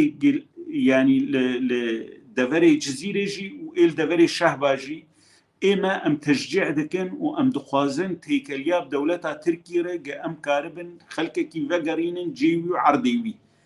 و هەژمارێکی باشتر بێرن گۆ کورد ڤەگەرن جێخوا ئانەها تورک هەشکەرت بێژن ئێمە ژە مەسلحەتا مەیگ خەلک ڤەگەرن دەبێ هون خەلکی خوا قانع بکەن ڤەگەرن لێ مەخابن پەیەدێژی ناهێلێ پێشی ڕێکەفتنێک چێ بوو دنابمە و تیلافێ دڕیا ترکارێ گە خەلک ڤەگەرن هەنێک ئاستەنگی چێبوون حەجەت ما حەجەت کردن ئنو ئێ ڤەگەرت vê ئەوراقیوی هەبن و کاغەتیوی هەبن و ئەووی هەبن هەنێکی ولۆ تاخیر بوو لێژێ پێدێ ینی بهتری جارێکێ خواستنە ئنو خەلکێ بخوازن ڤەگەرن قەوا ئەمە ئیشا چێ بکەن حازر بکەن و بەراو خەلکانە ڤەگەرن ئیژار کێمایی خەلکێکی ترس لەسەر تنەبێ ینی بەرە ئەوەی چەکدار نەڕێ بەرە ئەوەی گشەرکردی نەڕێ بەس چ گونەهەی ڤامپیر و کالا بوو چ گونەهەی ژن و زارۆکا بوو گەهشتن ژماڵی وان دەرکەبن و کی گونەهکار بوو بەرvê نادێ ئەم جارنا تشتێک لە ئالیێ مەبێ ئەم نەوێرم بێژن باشکەرەماتەرێ یعنی ئیرۆرۆ سەرvê ekranê dikarib bangekê bikиш hemî milletê me xelkê Serêkanî û Gurê Spî û Efrînê yê ku ji dervî bajarê xwenin bela vegerin bajar hûnê wek kenekesî karin sewger bikin heyata wan û tu tedil waneyê heta vê kelîkê wextê em nerin em nelwirbin yani em nikarin damana heyata xelkê bidin wan em dibêjin Türkiye xwedê diberge xelk vegerin û ev tiştekî ne hindikê wextê ji mer dibêjin yani ême xelk vegerin em ê alîkar bin û erdê wan xaniyê wan tiştê wan li wan vegerê em di nav de wana bişkilet ku de yî biryara me a encumena niştimanî Kurdî ge em narin xelk dibêjin hûn herin pêşiya me emê jî bê û ev tiştekî heqê bes baş çima ev enekesê ev biryar seniye got hûn nerin ev bajarên Kurda yê hatin dagîrkirin ji alî Tirkiye û şerê û hêzên çekdar çima hûn li xwedî lê dernakevin îroro hicet hebû got ev PKK bûn berê di hundirê we bajara de PKK derketin hogirê PKK derketin hûn negerek bedîl bane hûn di hundirê ve bajarên hatin dagîrkirin ji alî Tirkiye ve yani hûn Tirkiye bûn û bi gotana Tirkiye îroro em temsîla milletê Kurd dikin em hêzek siyasînin kêmanî em şekdarî em nakevênê bes mektebê me li wir hebin em ê xelkê xwe biparêzin ji bo tedil kesê sivîl neyê gerek karekî wiha gerek we nekin ama meclis negelkî behwere bê yanî meclis ez bi xwe nizanim çima yanî ev jî gunehekî me yî yanî ez meclis ez qanic nekirime bê çima em vê dawê nakin pêşî ez dibêjim pêşî hinek astengî hebûn ji alî Tirkad û ji alî Fesaîla de lê me muhawele nema berdewam kirin û heşkere jî mewqifê meclisê dibêje ge em herin wir em şerعiyetê din hebûna Tirkal wir ê newloyê kad kwî de dinyayê di welatê xelkekî hatibe ihtilal kirin bêj welat vê millet tê nemîne ev çi hicetê yani di dinyayê tevdî de xelk li ser erdê xwe dimîne ji bo şerعiyeta xwe vegerîne em bêjin teغîra dîmografî çê teغîra dîmografî divê em nebin şirîkê wê divê em ma wextê em nahêlin xelkê me vegerin ma newê hinekî din şûnêk hebe bêguman îjar ev hinekî em divê em meclis hefên bikin em hevdû safî bikin wallahi xuya îşe we zor erê mamesa beyana we di derbarî Serêkaniyê hin xelk gazin ji we kirin جوهون بقوتنا ديزن مثلا وداني اجتياح القوات التركية يعني تشاوا ترك درباسي عفرين بجسري كان يوابونن كما وانا قوتي داقر كرن احتلال يعني او قوتن هنكي هات وك سر وقرتن انه هون نويرن حتى ايرو روجي بيجن انه دولتا تركا اباجارن كردستان روجاوا داقير كريه هون بيجن بس درباس بويه ازرايا خو بدم ازرايا خود فيد بدم فرمو جرك مجلس داناني بو اشتياح شبر اشتياح جي وك احتلالي وفعلا ليسكب قوتنا يعني مداناني احتلال مداني اشتياح اما تبي لما اشتياح الاسرائيلي جنوبي لبنان رج نظام شر عيني معني دي جرك ام وقتي ام سياسته دكن سياسات ندل باقبونه سياسات نا انه والله ازي خلاص خدي سر من ويسان يد ازوي قوتنا راستيه بيجن سياسات قلت كارب خدمتك جملتي خربك دولتك وكتي ودري او قوتها جنب دانستندني بتكارب خلكي خوفغارين حتى جار سريك بديتن ايمن ترايا مبرسي يعني او قوتنا اشتياح عين شونا قوتنا احتلال هاتي داين او قناع عجبين عائله قالك بيش شخو مجلسي حري جران داني باش ما مستا يعني اوقع صال درباس بون يعني انا 6 سال سر سر سريكانيه و5 سال سر افريني وسردانا واهري ما نكريه والخلكي خو خدي در نكتنن وانا قلتي كا خلكي ما يكر لباهري منها تشب سري وهاتنن يعني او هولدان كم وشي نبويه جبلي بريارا يا انا كسين والله نعم درباسنا بنانا هون وقت شان كردي جاركين ونري ماد ائتلافي دي ما مستا عبد الله قدو تشو انجمني بريارستن قدو بارنا بي وما ملتي خولو هشتي يعني انا ها دوان دبرادي العفرينه مثلا خلكي ديري مرجعياوان هنا خلكي جغوطه مرجعياوان هي خلكي كي جحمسي مرجعياوان هي اما كردي ما خدي جيني كسكتنا ليفقرن يعني انا جي مخابنيه ما مستن واجا يعني ام دفي ظرفي هاند ودفان زحمتي جملتي ما تي درباس دبي از برسف جمتنا براستيه برسف قرق مجلسي بيكرن رئاسه مجلسي يعني از شخصي ميا وك حزبه ما افننا رينا من نرينا حزبه ميه بله ما مسمى دمك باش تسروكي انا كسيبو قرق ودمك يعني تايبت منديك ويهبو قرق بريار باش جالي تدركتانا وهباري خوجي قانا بكرنا انا كسي نو قرق سياسه عمل نبي رنگي بانا برنگكي باشتر بانا چالاکتر بانا ام خودی الملت خودر کتانا يعني براسي قالك غازن جوته كرن دقلقو باوريك وجهيج بر خطا نتوينن اجبو خلكي خوش بون ملت كرد ام هيدار مسروي خطي بمينن اجبر قالك تشتن ديجي تيغوتن وهبالنا بنجي البرج نيبسينن ليبلي ام كارن لفرا وسن ما مساقر ترسن تشتن هبن دبالا تد ما برس نكربه تتخاذ بيجي بو ملتي ما بريقوم خلق خب داوي بكن قال لك واش والله دستي تخش بسباسياتكم تبيجم تشتك نما تبرس نكر وسباسيا حمو قهدار هذكم يجو يعني في دما دريج خوالا كرن ولقوتني ما قهدار كرن ام بهفيا سركفتنين قملتي ما يعني اجا اراميه ببينا امزان قال لك وستيانه ام بهيفين قدامك نيزيك خلكار بين فقرن مالي خو وهناك جيانا خو بردوان بكن سباس